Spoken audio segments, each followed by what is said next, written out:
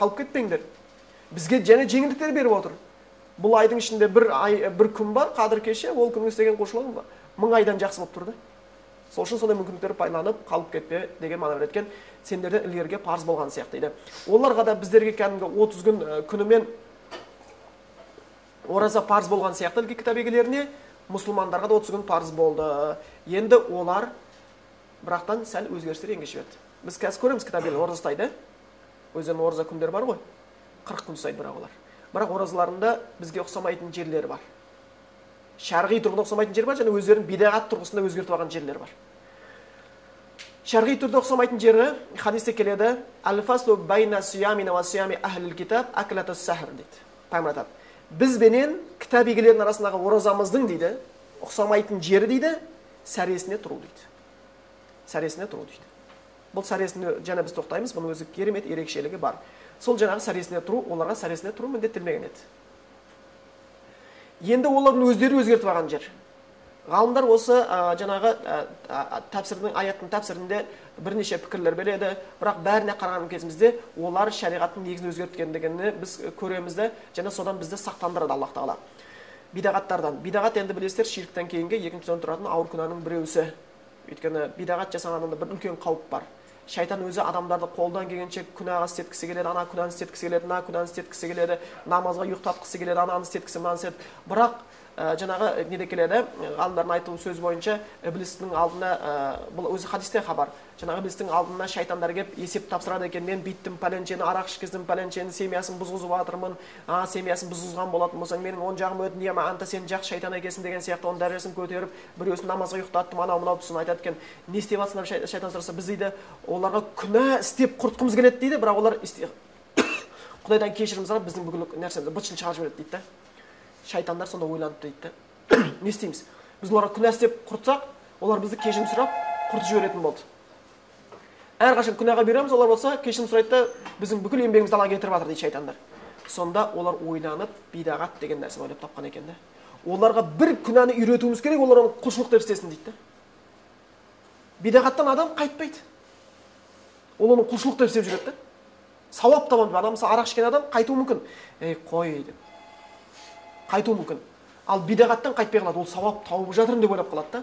Сөйтіп шайтан бидағат деген күнә тауып бергенде, адамдар соны құлшылық істеп жатырмын деген ойменен істеп жалғастыра береді. Сөйтеді не болады? Кешірім сұрамайды. Бидағаттан кешірім сұрамайды. Сөйтіп ол күнә жинала береді, өзін өзі құрдымға алып барады екен. Ал қалған күнәдан ол кешірім сұрап кетеді, шайтанның айласын далаға кетіреді. Намаз ұйықтап қалса кешірім сұрайды, арақ ішіп қойса кешірім сұрайды деген сияқты, өтірік айтып қойса кешірім сұрайды, бірде ұрып қойған болса кешірім сұрайды, бидағат істесе сауап алдым деп жүреді, бірақ кешірім сұрамайды, сөйтіп күнә жазыла береді. Шайтан тапқан нәрсесі. Сондықтан осы ілгері кітап егелері оразаға байланысты бір бидағат жасатты, адасып кетті. Ол бидағаттары. Оларға 30 күн ораза парыз еді. Екі хабар бар. Біреусінде келеді 30 күн ораза парыз болды.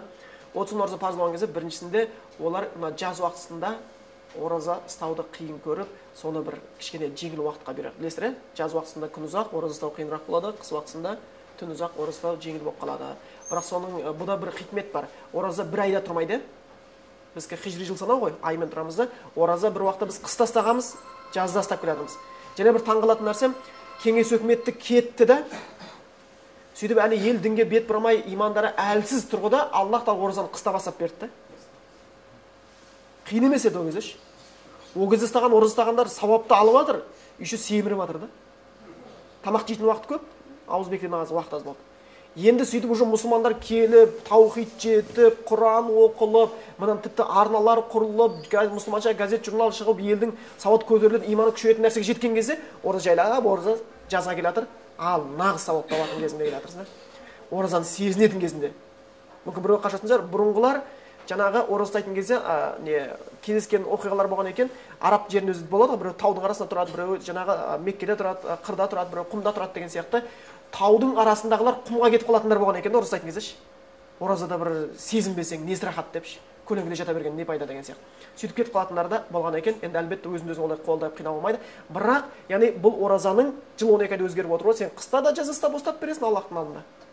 Бүкіл айда сен өзің Құдайға бойсынатынды көрсетіп береді екенсің. Сол сияқты олар жаз уақытында ораза ұстаған кезде алтыда белгілі бір уақытқа бекітіп тастайықшы, қиналмау үшін өзімізді деп алғанда жаңағы оразаны қыс пен жаздың ортасына апарыпты да құдайдан да ұят болмасын бізден де ұят болмасын деген ортасына апарып қойыпты. Сөйтіп сағынып қалса қиын болмай қалыпты. Аллахтан ұят болды дегенде сөйткенде енді ораза 30 күн қиын болмай қалды, тағы бір 10 күн қосып жіберейік деп 40 күн қылып алған екен оразалар. Сөйтіп содан кеткен, одан кейін жаңа бір неде келеді, оразаны алған кезде мүлдем судан тамақтан жемей жүруге қиынып, сөйткенде кейбір ғалымдар жеңілдіктер бере бастаған. Ет жемесең болды, май жемесең болды, сүт ішпесең болды деген сияқты бір нәрселерді кіргізіп, қалған нәрселерді жеуге рұқсат беріп, қазіргі христиан оразаларын көрсеңіздер, бір нәрсені жеп, бір нәрсені жемей сөйтіп ораза ұстай салғанда және ұят болды деп, оларда 10 күн қосып 40 күнге созып жіберген дейді. Сөйтіп осы құлшылық, Құдайдан келген құлшылық негізін бұзып алған. Сол үшін құлшылық істеуде біз Құран аяттар бойынша, хадис бойынша да айтатынымыз не? Құран мен сүннетте келген нәрсеге сүйену. Естеріңізден бір нәрсені шығармаңыздар. Еш уақытта адам баласы бүкілі бәрі жиналып келіп, Құран мен сүннеттен бөлек керемет жақсы құлшылық ойлап таба алмайды. Құран мен сүннетте келгеннен жақсы құлшылық жоқ. Сенің уақытың көп болып бара жатқан болса, соны істей бер. Бидағатқа уақытыңды босқа кетірме. Сол үшін Абдулла ибн Мас'уд жеткен хадис бойынша, қаул бойынша айтады не? Ал-иқтисаду фи сунна хайр минал иштихади фил бид'a дейді. Сүннетте майда қадам болса жайлап сүннет істегенің дейді, бидағатта көп істегеннен артық дейді. Хасан Басриге біреу келіп айтқан, ой, сахабалар қандай керемет болды, олар дейді құлшылық істеді, олардың құлшылығы сондай болды, бір жүйрік атқа отырып бергендей болды дейді, мәреге қарай дейді, жәннатқа қарай. Ал біз дейді, біз өзіміздің құлшылығымыз дейді, бір ешекке мініп томпаңдап келе жатқан сияқты елестетемін дейді. Ой, біз қалай жетеміз сахабалардың сауабына? Жете алмаймыз ғой томпаңдап. Солардың жолына түсіп алып, артында келе жатырмыз, не болады деген кезде Хасан Басри айтты, ең кереметі депті, солардың жолында келе жатқаның ешекте болсаңдар деген екен дейді. Жүйрік атқа мініп бидағат пайдаланып кетіп қалғаннан гөрі. Ең кереметі солардың жолында келе жатқаның деген екен дейді. Өйткені қазақта мақал бар ғой, шыңға қалықтап қыран да жетеді, жорғалап жылан да жетеді дейді. Әдір жетеді түбіне. Ең бастысы солардың жолынан жүріп жәннатқа жетсек болды. Оны озамды бидағатқа түсіп кетіп, жолдан адасып кеткеннен гөрі. Енді бұл аяттың екінші бөлімін айттық. Кама кутиба алазина мин qablikum, сендер ілгерілерге парыз болған сияқты. Бұдан шығатын нәрсе бірінші аяттан бұл иманын келтіргендерге деп оразаң дұрыс болу үшін иманың дұрыс болу керек, соған қатты көңіл бөлу керек. Одан кейін бұл мұсылмандарға ерекше қаратпа түрде парыз болған ораза екенін айтып отырмыз. Одан кейін бізден ілгерілерге парыз болды. Одан шыққан нәрсе сол Құранда бізге қалай бұйырған болса солай істеуге тырысуымыз керек Рамазан айының оразасын. Және де бидағаттан барынша алыс болу керек. Және сол бұл оразаның маңыздылығы ілгерілерге де парыз болған, бізге де парыз болған, соған қатты көңіл бөлу керек. Және лааллакум таттақун. Осы жерге қатты көңіл бөліңіздер. Нәтижесін айтып жатыр. Ей иман келтіргендер, сендерге ораза парыз болды, сендерден ілгергілерге ораза парыз болған сияқты, лааллакум таттақун. Әлбетте Құдайдан қорқарсыңдар дейді. Оразаның жемісі Құдайдан қорқу. Оразаға бір мұсылман кірді, бір айдан кейін оразадан шықты. Оразаның мадрасатын умма деп қойды, мұсылмандардың медресесі дейді. Сен Рамазан ай басталған кезде бір оқу орнына кіргендей болдың да. Енді оқу орнына кіргеннен кейін сен бір білім алып шығуың керексің ғой. Рамазан айына мұсылман кірді, басталған кезде, шыққан кезде өзгереді тақуалығы. Кішкене күнәдан алыс бола бастайды. Сөзі, өзі, жүріс-тұрысы, ойы деген кішкене өзгереді. Кім өзгеріп шықса, оразасы қабыл иншалла. Жазаулы хасанаты, әл-хасанаты деп қойды. Әл-хасана дейді. Жақсылықтың сыйлығы жақсылық дейді. Сен бір құлшылық істеген артынша жақсылық келіп тұрса, онда қабыл болып отқанның белгісі. Қабыл болып отқанның белгісі. Айтайық, сен намаз оқыдың. Намазға дейін бірақта шайтан азырып бүйтіп кетті де, бір досың келіп қалды ма, не істерін білмей бір киноны көріп, жаман бір киноны көріп жатсың. Сөйтіп намаз оқысы келіп қалды да, Құдайдан қорықтың да, ананы өшіріп тастап, намазды оқып алдың да, намаз оқығаннан кейін бірақта киноны қайтып көргің келмейді да. Жатты, қазір Құдайдың алдында болып, енді қай бетіменен енді Құдайдың алдында приемда болып келіп, ана күні көремін деп ұялсаң, намазың қабыл болып отқан белгісі. Одан кейін намазы тез киноны көру үшін ең қысқа сүрелерді оқып, ең қысқа аяттарды оқып, ең оқып, тауық жемші қандай оқып тез көру үшін болсаң, енді Алла біледі. Қайсының айырысып жатқанын.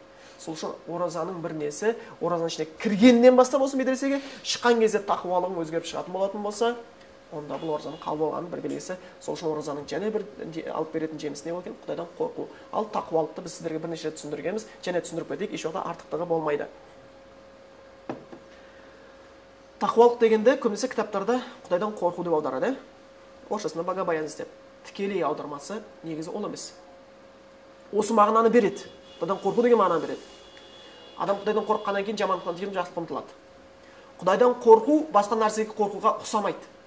Адам иттен қорықса қашады. Адам ұрыдан қорықса қашады. Адам қарақшыдан қорықса қашады. Құдайдан қорықса Құдай қарай жүгіреді екен да, бір ерекшелік. Бұл қорқыныш екеуі ұқсамайды біріне. Аллахтан адам қорыққан сайын Құдайға ұмтылады. Ал мақлуқтан жаңағы адамдар Құдайдан емес, бір жаратылыстан қорыққан сайын қашады. Бұл Аллахтан болатын қорқыныштың сондай бір ерекшелігі осы күйде тұрады екен. Ондай бір еш жерде кездеспейді ондай қорқыныш. Сен біреуден қорықсаң, оған ғашық болып кететіндей жағдай кездесе қоймайды. Тек қана бір ғана сәулелі тұсына бір жерде кездескен бала мен ананың арасында дейді. Бала мен анасында. Анасы өз балаңды өзегінен тепсең де кетпейді дейді ғой. Өзінің баласы, кішкентай баласы бірдеңені білдіріп қойса, сүт төгіп қойды ма, ұрысып, үйтіп, бүйтіп тастайды да, сонан бұрышқа барады да, бала жылайды. Жылап отырады, екі қолын жауып алып, бүйтіп саусағының арасынан шешесіне қарап отырады да. Сонда да жек көріп кетпейді шешесінше. Отырады шешесі ашуланған, сүт төктің, мені шаршайтын болдым, пілесті ұстап, жуып, үйтіп, бүйтіп, жасыма жетпей қартайтатын болдың деп, ғана кішкентай баламен үлкен адам сияқты ұрысып тастайды ашу келген кезде. Сөйтіп өзінің ыдыс-аяғын жуып жатқан кезде бала жылап отырады бұрышта, жылап отырады да, бірақ та саусағының шешесіне қарап отырады да, бірақ шешесі ашу басқаннан кейін өзінің баласы ғой, ішінен шыққанын жақсы көреді. Қарап, ой, байқамай қаптың ғой деген кезде ана деп жүгіріп барып шешесін құшақтай келеді да. Бұл ерекше сезім өзі, ана мен баланың арасына қойып қойған. Бұл жай ғана сәулесі. Ал Аллахпен болған арадағы махаббат, адам мен Аллахтың арасындағы махаббат, Аллах пен адамның арасында болған қорқыныш, Аллах пен адамның арасында болған үміт оны салыстыруға келмейді. Сол үшін Ибрахим атам өзінің сөзінде деп айтады: егер лау алимал мулук ва абнаул мулук дейді, манахну алейхи, егер патшалар мен патшалардың балалары біздің қандай сезетін сезімдерімізді Құдай қожасы білетін болса дейді, тартып алу үшін таласар еді дейді. Ондай сезімді тәтті тамақ жеп таба алмайсың. Ондай сезімді сен бір жаңағыдай қыдырып таба алмайсың. Сол үшін ғалымдар айтады, кімде-кім не дейді, бір сағат рахаттанғысы келсе тәтті тамақ жесін дейді. Кімде-кім бір апта рахаттанғысы келсе сапарға шықсын дейді. Бір аптадан кейін бәрі қайтқың келіп қалады. Кімде-кім бір ай рахаттанғысы келсе үйленсін дейді. Үйленген бір айдан кейін қайтадан проблема басталады. Одан кейін барып, кім дейді өмір бойы рахаттанғысы келсе дінін дұрыстасын дейді. Дінін дұрыстасын дейді.